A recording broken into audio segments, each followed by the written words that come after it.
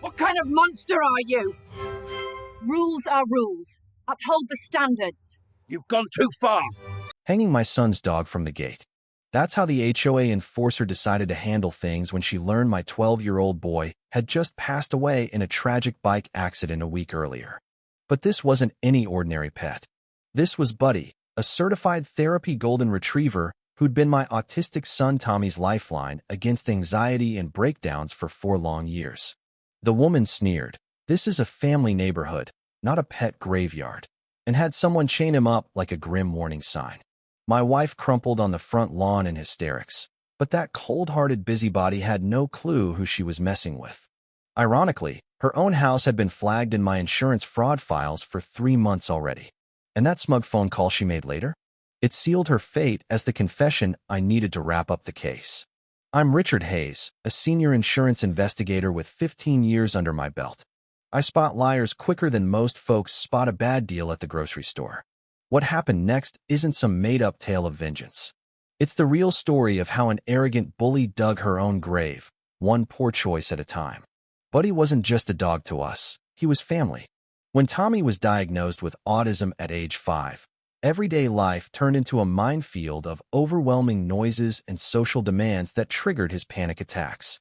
Buddy was trained and certified by the American Kennel Club as a therapy animal, complete with all the paperwork. At school, when things got too much, Buddy would lay his head in Tommy's lap until the storm passed. At night, when Tommy's mind raced and sleep wouldn't come, Buddy curled up like a living security blanket. That dog was our secret weapon for keeping things together. The accident hit on a crisp Tuesday afternoon in late September. Tommy was biking home from his buddy Billy's house, a route he'd taken 100 times in our quiet Oakwood Meadows subdivision. The 4-way stop at Maple Lane and Birch Street was usually safe. Everyone knew to pause. But not the delivery truck driver who barreled through at 40 miles an hour. The crash flung Tommy 30 feet. Buddy, trotting alongside, planted himself next to my boy on the hot asphalt and wouldn't budge until the paramedics showed up. 3 days in the ICU at the local hospital. Machines beeping endlessly, doctors whispering in hushed tones, and Buddy waiting faithfully by the entrance since pets weren't allowed inside. Linda spent every minute at Tommy's bedside, holding his hand and reading his favorite stories about space explorers and loyal dogs. I shuttled between the hospital and home, making sure Buddy got fed, knowing Tommy would ask about him first thing when he woke. But he never did. The brain swelling was too much. On Friday morning, Dr. Thompson broke the news. Nothing more could be done. The funeral was on a dreary October day that matched our grief. Our small Presbyterian church overflowed with Tommy's teachers, classmates, and neighbors from Oakwood Meadows. The heart-wrenching moment came when Buddy padded down the aisle unprompted, as if he sensed exactly where to be. He lay beside the casket through the whole service, occasionally lifting his head like he was searching for Tommy's scent. Linda broke down so hard she couldn't deliver her eulogy.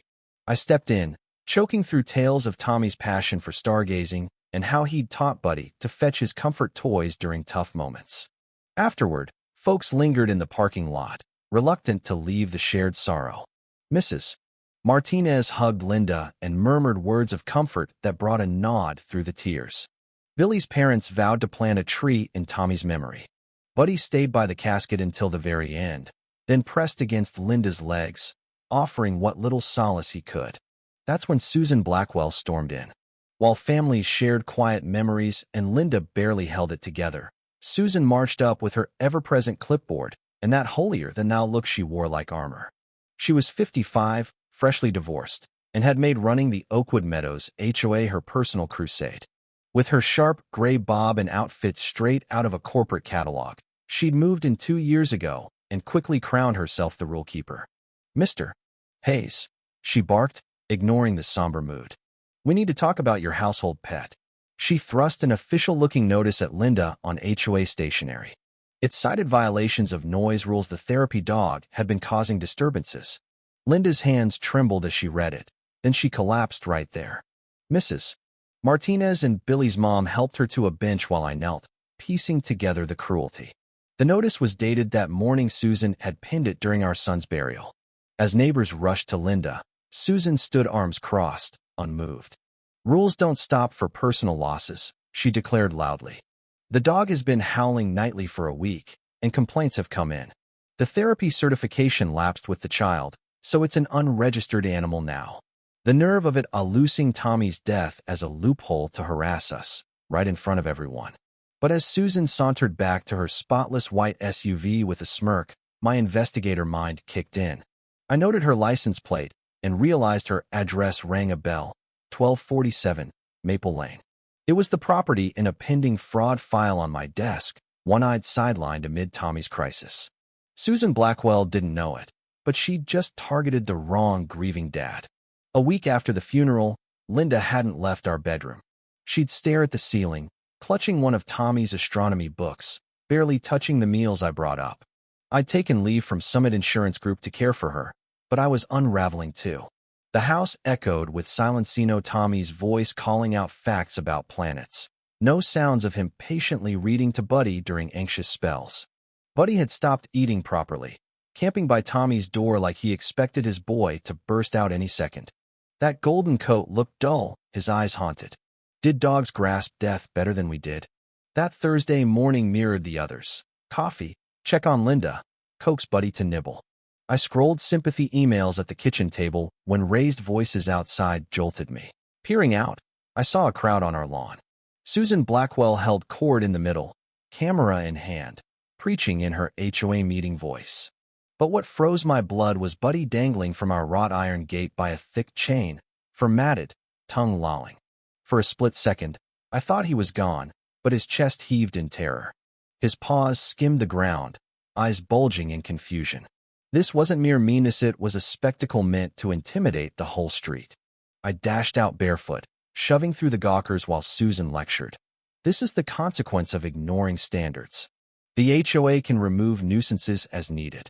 I fumbled at the chain, hands shaking, feeling Buddy's faint pulse.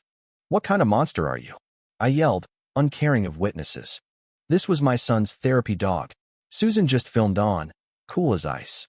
Certification died with the kid. It's been disruptive, and complaints poured in.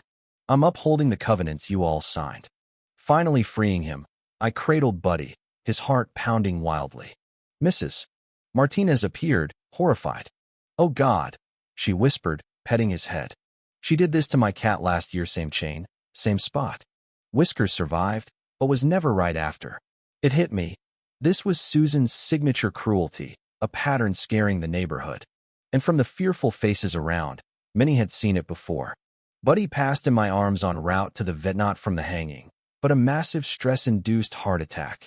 Kneeling on the lawn with his limp body, as Susan snapped more photos like it was a job well done, she preached about property values and compliance. But she missed that I'd been mentally logging every detail, words, witnesses, evidence. Investigator habits die hard. And Mrs.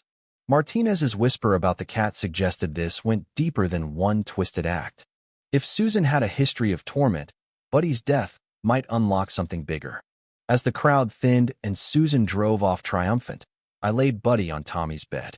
Linda saw and shattered anew, sobbing. They've taken everything left of him. That's when resolve hit. Tomorrow, back to work, cracking open that file on 1247 Maple Lane. Susan thought she had a broken man. Grief, though, fuels justice like nothing else. Next morning at my Summit Insurance cubicle, I faked normalcy amid colleagues' pitying glances and condolence cards. My boss, Barbara Ellis, had urged more time off, but home was suffocating.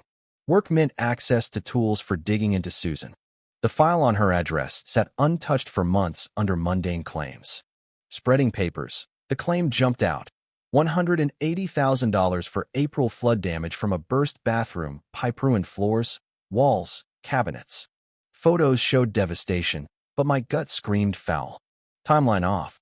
She claimed discovery post-yoga at 11 a.m., but even flooding suggested hours of buildup, not centralized. Dry weather reports confirmed no natural drainage. No repair permits filed. Contractor Mike Donovan's license expired years ago. His estimate number rang dead. Photo metadata revealed shots over days. Not one morning drying stages mismatched. Susan's history, 5 big claims in 3 years, for $100,000 total, spaced to dodge scrutiny. A clock in one photo time-stamped April 15th, but claims said discovery on the 12th. Sloppy staging. Then my desk phone rung an unknown number, but Susan's voice spiked my rage. Mr.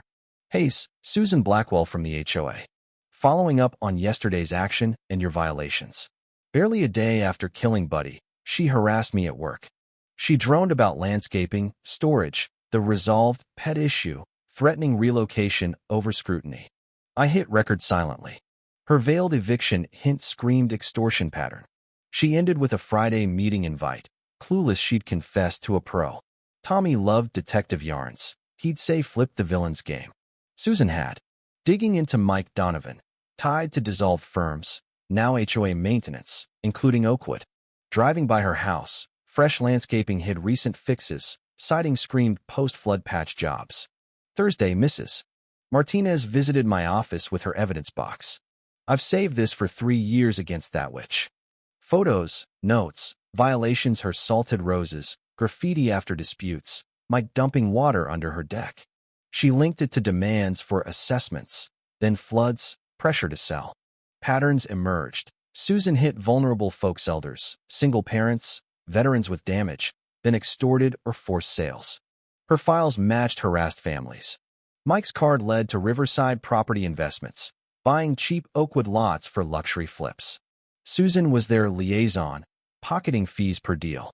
Not just HOA tyrant, organized racket. Mike's invoice number matched Susan's call hubris. By Friday, evidence painted a criminal web. Susan picked wrong with me. Grief sharpened my edge. Friday's community center felt like a courtroom under harsh lights. Susan presided with 2 flunkies over uneasy neighbors. She targeted us for violations, displaying doctored photos, pushing voluntary moves. Mrs. Martinez stood, box open. She's terrorized us for years, killed your dog, ruined my home. Murmurs grew as others shared floods, threats, forced sales. I rose, folder ready. You're right about violations, yours. I flashed fraud proofs, mismatched dates, staged damage. I'm a fraud investigator. Your claim's been open months. Chaos. Her aide Robert Klein, disbarred for fraud. Emily Carter from Riverside. As testimonies poured, I recorded. Susan slammed. This is hijacking. You're all complainers refusing oversight.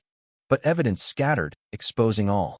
Detective Laura Jenkins arrived with officers' arrests for fraud, cruelty, abuse. Susan cuffed, spat. I'm president. You're liars who can't afford here. But Mrs. Martinez, bullies pick wrong eventually. Applause followed, healing began. 6 months on, Judge Elizabeth Harlan sentenced Susan to 8 years for massive fraud, netting $1.2 million across states. Robert got 5, disbarred forever. Emily 3 with restitution. Mike turned evidence. Riverside assets seized. 14 homes traced. Values inflated post-scam. Community rebounded. Mrs. Martinez as HOA head. Victim fund started. Linda launched pet therapy at the hospital. I got promoted, forming anti-fraud units. We adopted a pup named Valor. Watching him in Tommy's memorial garden, peace settled. Susan thought grief weakened me. Instead, skills turned tables. Justice prevails when evil errs. What do you think about the violence and injustice in stories like this? Share your opinions in the comments. Take a stand on how we handle bullies in real life. Your views matter.